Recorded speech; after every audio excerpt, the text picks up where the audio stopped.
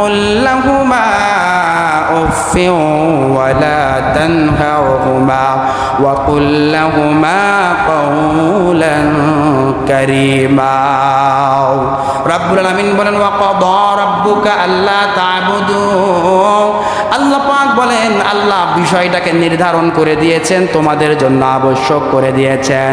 ওয়াকাদা রাব্বুকা আল্লাহ এটা একেবারে ফাইনাল করে দিয়েছেন, তোমরা আল্লাহ ছাড়া অন্য কারো করবা না।